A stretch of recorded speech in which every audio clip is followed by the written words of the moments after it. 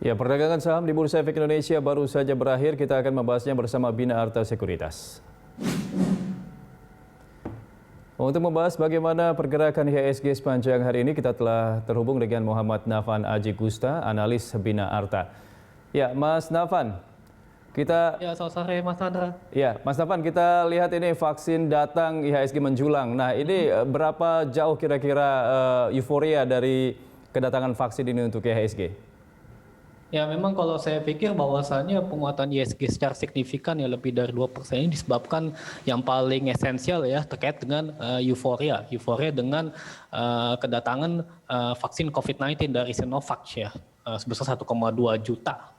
Itu pun juga kalau menurut saya euforia ini juga memberikan harapan bahwasannya nanti kalau misalkan jika pelaksanaan vaksinasi massal mulai dilakukan secepatnya, maka dari itu juga hal ini akan memberikan optimisme bahwasannya penanganan COVID-19 yang akan terjadi di tanah air pun juga akan berjalan dengan sesuai dengan rencana begitu ya, karena memang kita kan juga punya potensi dari 260 juta penduduk lebih, nanti juga dibutuhkan banyak sekali vaksin yang mesti didatangkan dari Tiongkok misalkan, belum lagi juga kita juga bisa memproduksi vaksin sendiri begitu dari lembaga H-Mind begitu. Terus juga di sisi lain juga ini pun juga dilakukan secara bertahap tiap 6 bulan begitu ya, dalam rangka untuk menciptakan antibody, maksudnya itu 2 kali dalam 6 bulan begitu. Jadi ini otomatis saya pikir hal tersebut tentunya juga bisa memberikan katalis positif begitu bagi market. Dan juga di sisi lain kalau berkaitan dengan data fundamental makroekonomi lainnya yang bisa memberikan katalis positif bagi IHSG selain dari perkembangan vaksin yang positif, ini juga berkaitan dengan misalnya ada data cadangan devisa RI ya per November ini pun juga telah dirilis dan memang hasilnya sama dibandingkan dengan periode Oktober atau bulan lalu begitu ya, kira-kira 133 miliar dolar AS. Menurut saya itu pun juga disikapi positif oleh para pelaku pasar, juga mengingat bagi perspektif BI, yang penting BI berkomitmen ya dalam menjaga agar supaya cadangan devisa tersebut bisa mampu mendukung ketahanan sektor eksternal serta menjaga stabilitas perekonomian dan juga sistem keuangan begitu ya. Kemudian juga kalau dari global ya, selain dari adanya sentimen positif dari mulai didistribusikan vaksin BioNTech maupun juga Pfizer di kawasan Eropa terutama begitu ya. Saya pikir juga data makroekonomi AS misalkan berkaitan data US non-farm payroll seperti data unemployment rate maupun juga data average hourly earnings pun juga ini hasilnya positif, dan tentunya ini juga memberikan katalis positif bagi market. Dan juga di sisi lain juga ada komitmen dari Amerika Serikat dalam rangka untuk meningkatkan stimulus moneter, kalau nggak salah bisa lebih dari 3 triliun dolar AS begitu. Itu pun juga kalau menurut saya bisa ini juga merupakan sentimen positif tambahan bagi penguatan IHSG khususnya. Demikian Mas Andra. Ya, Mas Nafan, Anda melihatnya ini berapa besar pengaruh dari kehadiran vaksin Sinovac ini terhadap ekspektasi perbaikan ekonomi kita?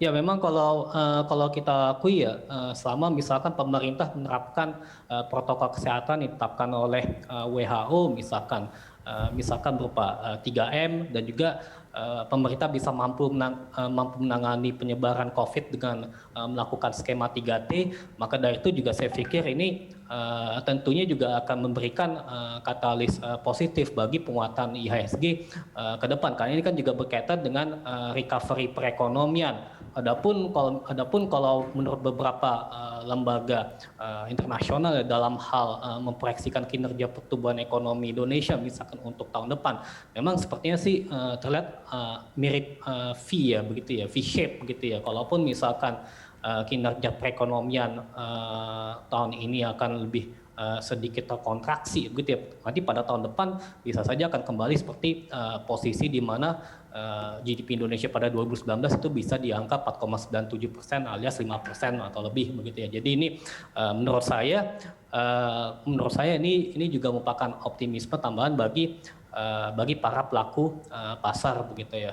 Terus juga di sisi lain untuk mendukung daripada kinerja pertumbuhan ekonomi secara berkesinambungan yang paling jangka pendek, ialah bahwasannya juga tadi kan juga dana pen juga dioptimalisasi sudah lebih dari 66% gitu ya. Belum lagi juga untuk stimulus BI ya berkaitan dengan quantitative easing pun juga sudah meningkat ya sekitar 680 kalau nggak salah sekitar itu.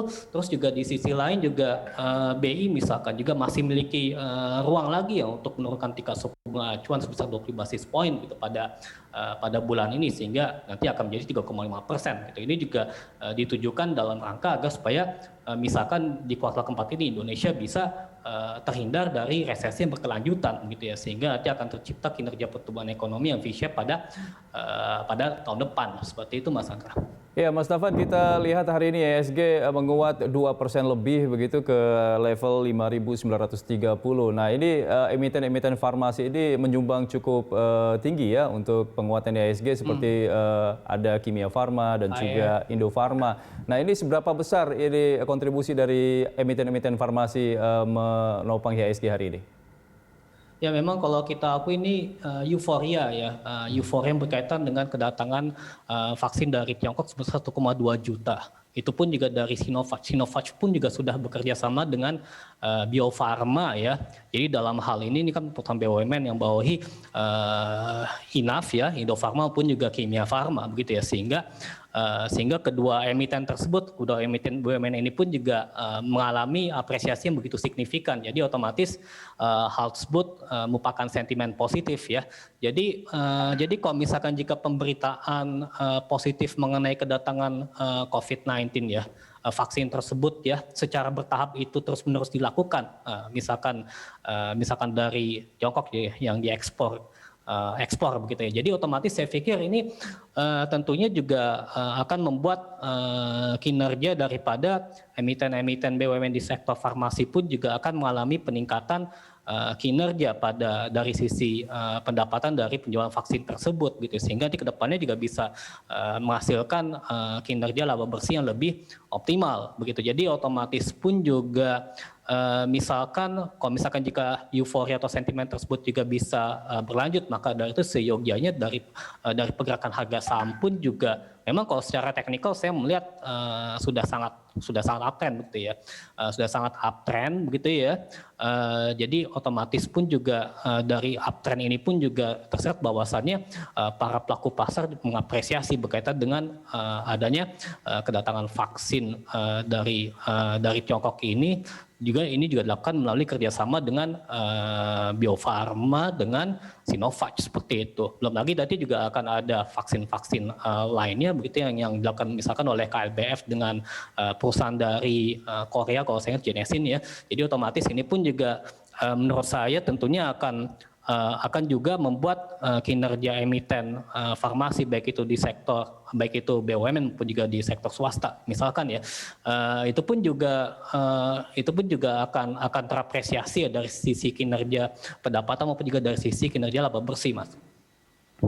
Oke, Mas Tafan, itu tadi kita bahas mengenai emiten dari farmasi. Nah, bagaimana dengan emiten-emiten di sektor konstruksi? Karena kita tahu bahwa Adikarya sendiri ini dalam beberapa bulan naiknya sangat signifikan, 150% begitu. Anda melihat kinerja dari emiten konstruksi ini seperti apa? Ya memang kita apresiasi berkaitan dengan komitmen pemerintah dalam rangka untuk melanjutkan daripada pengerjaan proyek infrastruktur strategis nasional. Saya pikir selama terjadi pandemi COVID-19 pun juga anggaran terhadap infrastruktur pun juga tidak ditekan begitu ya, tidak ditekan. Bahkan juga untuk tahun depan pun juga terjadi peningkatan anggaran infrastruktur begitu ya. Jadi otomatis belanja negara untuk tahun depan ya melalui APBN tahun 2021 pun juga saya pikir ini juga akan membuat kinerja di sektor infrastruktur pun juga akan mengalami peningkatan ya dari sisi demand begitu ya. Jadi otomatis nanti hal tersebut juga bisa memberikan katalis positif dalam rangka meningkatkan kinerja fundamental. Kalaupun misalkan jika mereka bisa menyelesaikan infrastruktur pun dengan tepat waktu pun juga misalnya nanti kinerja daripada cash flow ya, cash flow dari perusahaan tersebut pun juga akan menjadi lebih sehat gitu ya, sehingga dengan demikian dengan cash flow yang sehat ini pun juga ini otomatis juga akan memberikan apresiasi bagi para pelaku pasar terhadap kinerja daripada pergerakan harga saham. Jadi wajar saja emiten di sektor infrastruktur ini pun juga mengalami uptrend gitu ya, uptrendnya juga signifikan. Oke, Mas Nafan, kalau kita lihat katalis-katalis positif yang ada hari ini seperti kehadiran vaksin dan juga dari konstruksi, ini menurut Anda apakah tren ini akan terus dipertahankan di beberapa hari ke depan dan apakah akan masuk ke level psikologis baru ke level 6.000 begitu untuk IHSG kita? Ya, kalau untuk ISG sebenarnya memiliki level resistensi di level 6010 ya. Itu pun juga untuk maksimumnya pada hari esok misalkan. Dengan level support level 5875.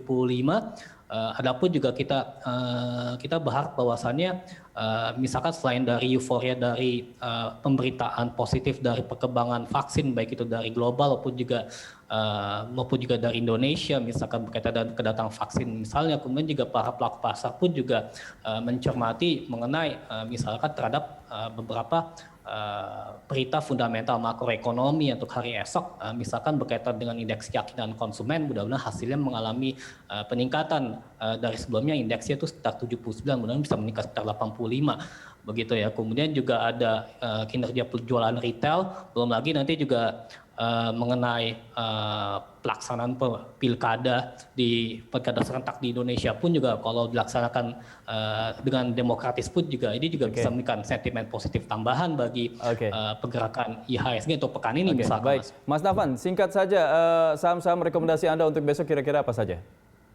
Ya, di sini mix ya untuk sahamnya, ada BBRI, kemudian juga ada BJBR, KLBF, Sepin, kemudian juga ada ICBP, INTP, MARI, dan SMGR. Oke, baik. Terima kasih Mas Nafan sudah bergabung di Closing Market.